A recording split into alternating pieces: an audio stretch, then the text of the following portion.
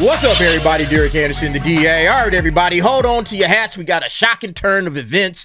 A Lucasfilm director is out here blaming the fans for his failures, okay? Yeah, where have we seen this before, right? You know, Rian Johnson, anybody, does that ring a bell to any folks?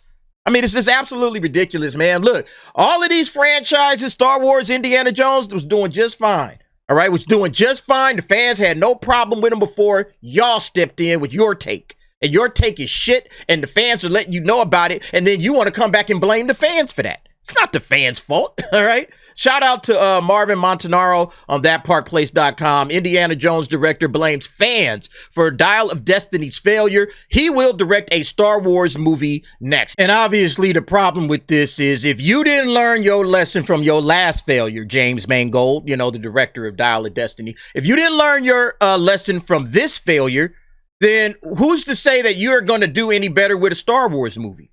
It's like you still are doubling and tripling down on blaming the fans. What the fans got to do with a movie you made, bro? Look, you need to appeal to the fan base. This is a large franchise, and it's done perfectly fine.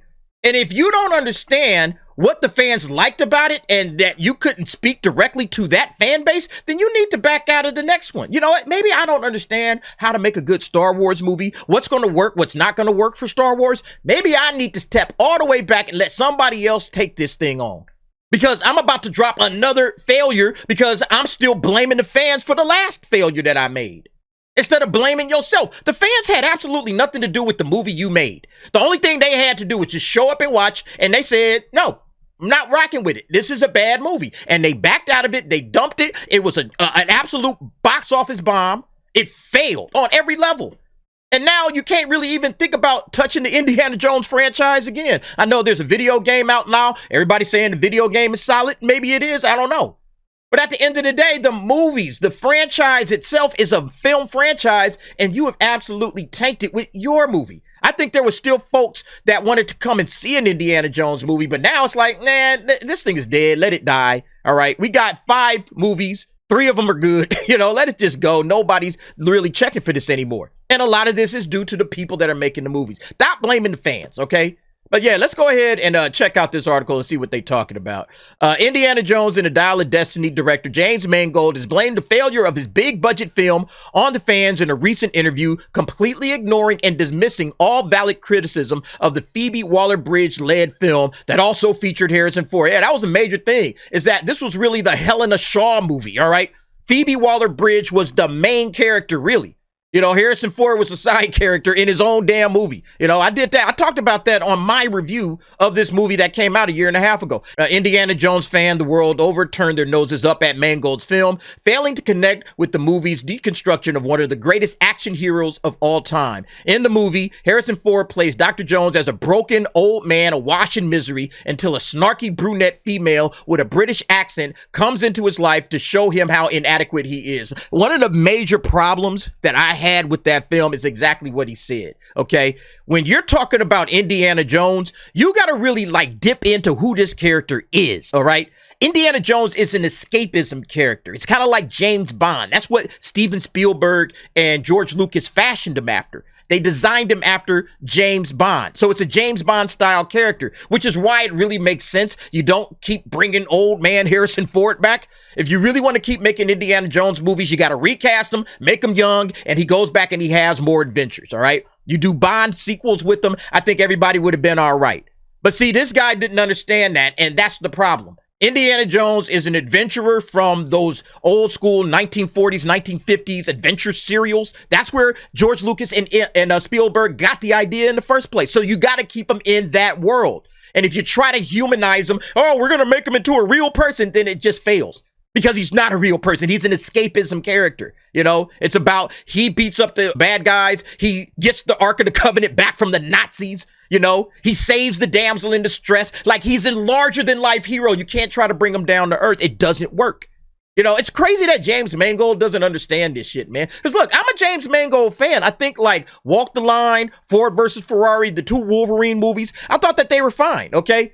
But then, yeah, when you bring this dope in here, all right, Helena Shaw, it's just a garbage movie, all right? But yeah, let me get to his quote, all right? Here's the quote. You have a wonderful, brilliant actor who's in his 80s. So I'm making a movie about this guy in his 80s, but the audience on one other level doesn't want to confront their hero at that age. And I'm like, I'm good with it. We made the movie, but the question is, how would anything have made the audience happy with that other than having to start over again with the new guy? So you can still do old man Indy, but he has to be Indiana Jones. He still has to be Indiana Jones. I said this again. I spoke about this on another video. You don't introduce Indiana Jones as some lonely old man drinking his life away at a bar. He has no friends. He just retired from teaching, and now he's just lonely, all right? He should have introed Indiana Jones on yet another quest, all right? He's still looking for some other artifact or some other relic or whatever. He's still out there doing Indiana Jones. And if a group is coming along and they're looking for Indiana Jones and say, hey, man, we need Dr. Jones on this case, all right? You know, you got to head your ass out to Brazil or to Egypt or to India or somewhere else. You ain't going to find him at a bar. You know, that's bullshit. That's not the character, all right? That's not the character we fell in love with. So, yeah, you may want like, oh, man, we can't have this guy in his 80s, you know, still out there doing that. Yes, you can. When they brought Alan Grant back for Jurassic World Dominion, all right, Colin Trevorrow understood the character and the appeal. Alan Grant isn't drinking his life away, drinking his sorrows away, drowning him in booze, all right? Because Ellie Sattler didn't marry him or whatever. He's still in the game. You looking for me, you got to bring your ass to Utah. I'm on another dig. I'm a paleontologist, damn it. That's how you find the character. But see, James Mangold didn't have him do that. And automatically that tells you everything you need to know about his film. He doesn't get the character. He doesn't understand the fans. He doesn't understand his audience. Oh, why do these people like Indiana Jones or whatever? It's always about the adventure, bro. You had to have him out on an adventure. That's how we're introduced to 80-year-old Indiana Jones, all right? So he goes on, and then here come lifelong heroes from my childhood into my life going, we have something for you to work on. It was a joyous experience, but it hurt in the sense that I really love Harrison, and I wanted audiences to love him as he was, and to accept that that's part of what the movie has to say, that things come to an end, that's part of life. Yeah, again, maybe you can get away with that in other franchises, but with Indiana Jones, there's a certain way that the character is going to appeal to its fan base, all right? And that character is, he's an adventurer, you know, and you can't have him, you know, getting upstaged by some chick. That shit just ain't gonna work with us, man. You got to have Indiana Jones, even if he is old. Bro is still on top of his game, all right? Even at 80 years old, I was saying this again on all the videos I did about it. He's out here running circles around everybody, okay? Indiana Jones is out here schooling them, showing them what's what. Helena Shaw is a rookie, man. She don't know nothing. She's not an Indiana Jones. She ain't on his level. But constantly they got Helena Shaw out there upstaging Indy, making Indy look like the stupid old man.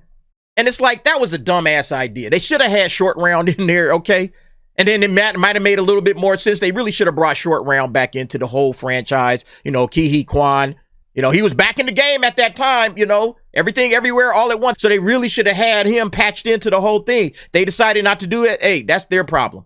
But yeah, stop blaming the fans. The fans know what we're talking about. So see, now I have problems. I think that this Star Wars movie that he's making, okay, this Star Wars movie that he's making is going to be garbage. You see, apparently fans were unhappy because Indiana Jones was old and people didn't want to see old people or something. Again, he doesn't understand it. It might surprise Mangold and many other higher-ups at Lucasfilm, but many times human beings manage to reach their golden years without degenerating into sack, pathetic wastes of space. Many people embrace their life as senior citizens and remain productive members of society who appreciate their lives without the intervention of a stunning and brave, snarky British brunette. Again, that's what I said. They should have had Indiana Jones still doing Indiana Jones. He's still Indiana Jones. He gonna be Indiana Jones till the day he die. He gonna still be out there hunting for relics, all right?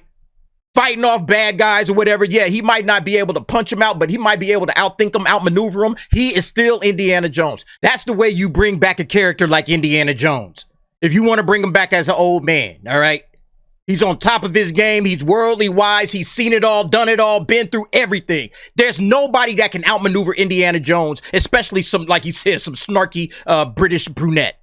It's absolutely ridiculous, man. But anyway, y'all let me know what y'all think. Once again, it's just showing you how bad this situation is. You know, they dropped $387 million on that Indiana Jones movie, and that thing was a bomb. That thing was an absolute bomb, man. I don't know, man. Mangold, again, I like some of his movies. I like a lot of his movies, okay? The guy is an accomplished director. I'll never be able to take that away from him. He don't belong in Lucasfilm franchises, you know, just by the nonsense he's saying now, what he did with Indiana Jones and the Dial of Destiny. Again, I have huge reservations about this guy coming into the Star Wars universe and doing something that makes sense to the fans. And which is part and parcel for Disney Star Wars, all right? Lucasfilm is a dumpster fire. They need to fire everybody, get some people in there that understand the franchise, understand the fans, understand the characters, understand why all of this stuff worked in the first place. Then you have something, Lucasfilm. But until then, you're going to continue to waste, I don't know, untold millions of dollars, hundreds of $1 million for box office bombs, all right? But yeah, that's up to them. Anyway, y'all let me know what y'all think. Jump down in the comments. Give me your thoughts and opinions on that. And thanks for watching. See you next time.